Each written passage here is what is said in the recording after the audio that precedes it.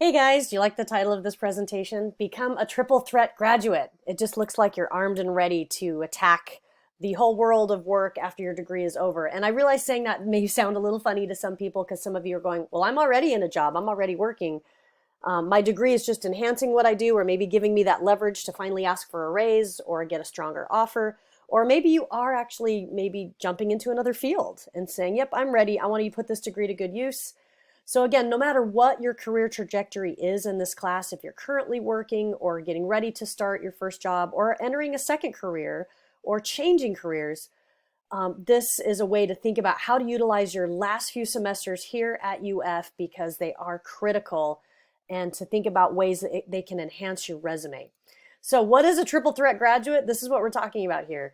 So triple threat graduates have a bachelor's degree, right? So, how do you distinguish yourself beyond the bachelor's degree, right? Something that everybody has once they start applying to jobs. So you will have that bachelor's degree. Yay, that'll be awesome, won't it? But you have these other three things besides the bachelor's degree. You have internship or work experience on your resume. It'd be great if you had both. Not everybody does, but that would be a great goal. You also should have a long-term project that showcases your talents. Okay, and we'll talk about some ideas as to what those are. And you should have some kind of industry credential. Okay, and these can be things like certifications or skills or abilities or maybe software you've used that relate directly to your industry. Okay, and we'll talk about that again in a moment.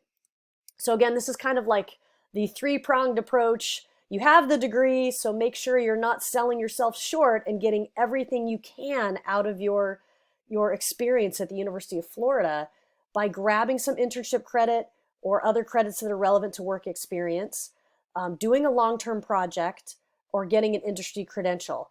By the way, I know some of you very much have your eyes on international work. So you might want to check out some credits that you can use for study abroad or taking a class abroad.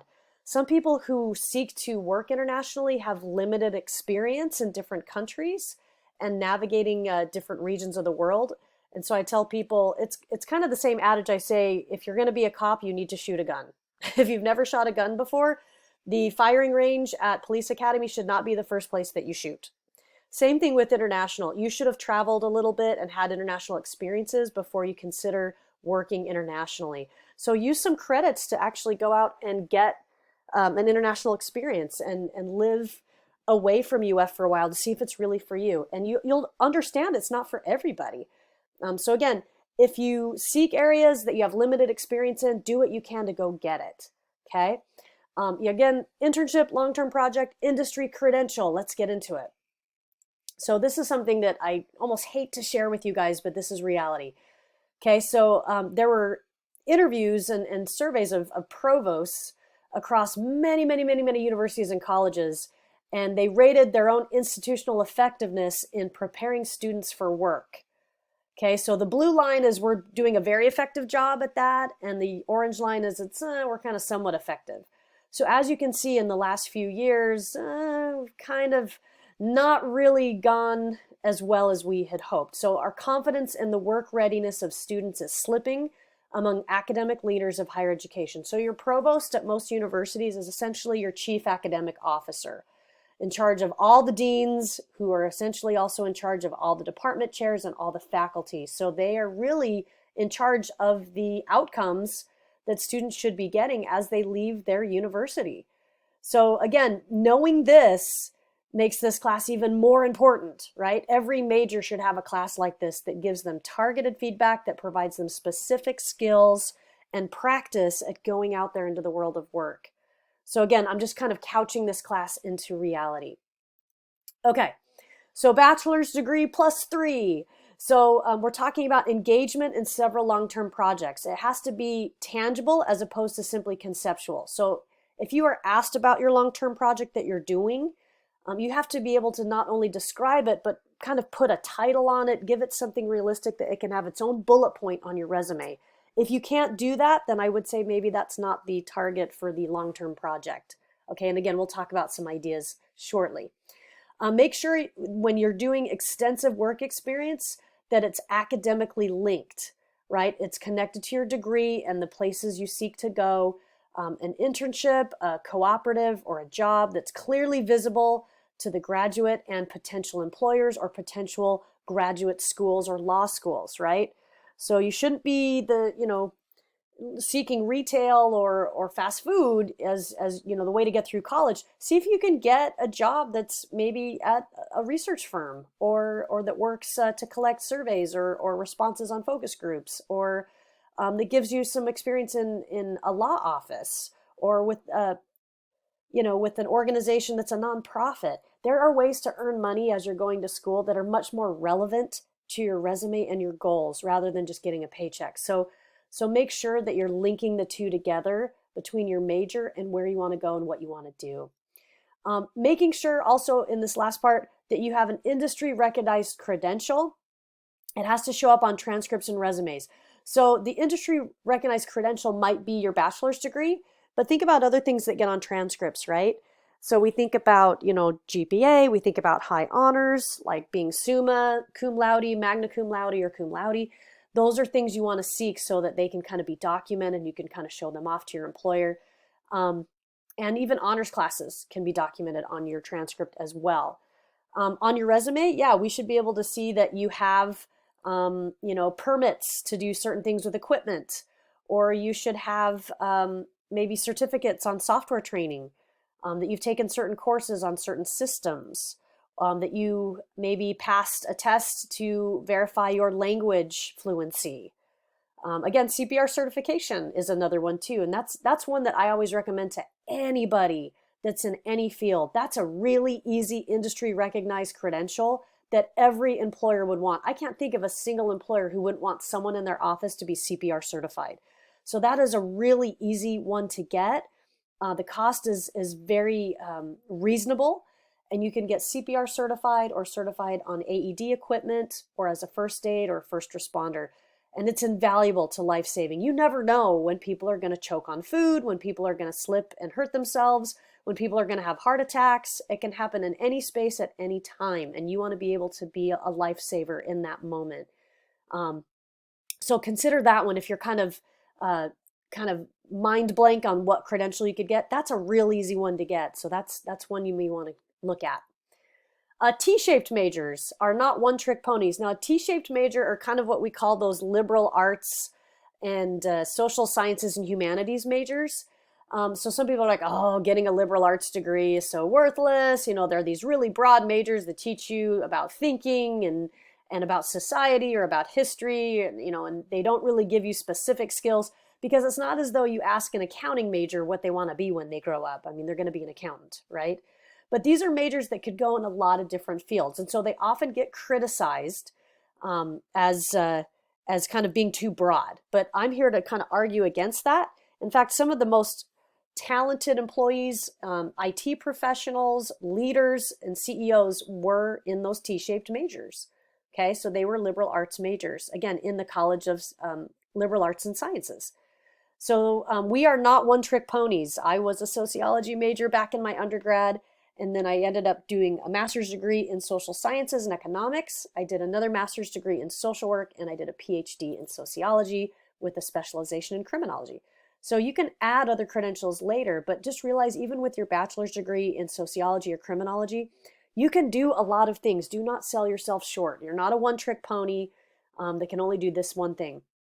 You're able to apply knowledge broadly across different situations in addition to having deep expertise in a particular skill or discipline. And it might be cultural competencies or diversity, or thinking about groups and individuals and interaction, thinking about the law, thinking about systems, thinking about inequality, right? So there are a lot of things that are very unique to sociology and criminology that would be very beneficial to an employer for you to know. They also have excellent critical thinking skills. And again, we're developing those skills in this class and giving you some really great tools to do that. They are lifelong learners and engaged citizens, and they can collaborate culturally. So again, think about ways you can emphasize these skills and these attributes in your resume within interviews and so forth. Okay, little break for a little inspiration, some famous sociology and criminology majors, okay? So yeah, everyone on this list was either sociology or criminology. Ronald Reagan, Martin Luther King, Dan Aykroyd, Michelle Obama, Regis Philbin, Cory Booker, Jesse Jackson, Ahmad Rashad, James Blunt, and Dwayne The Rock Johnson. We have people that are in politics, that are accomplished entertainers, that are civil rights leaders, that are inspiring. I mean, just incredible people that were sociology majors. Okay, so don't sell yourself short. You can do amazing things. Okay, so this is your inspiration.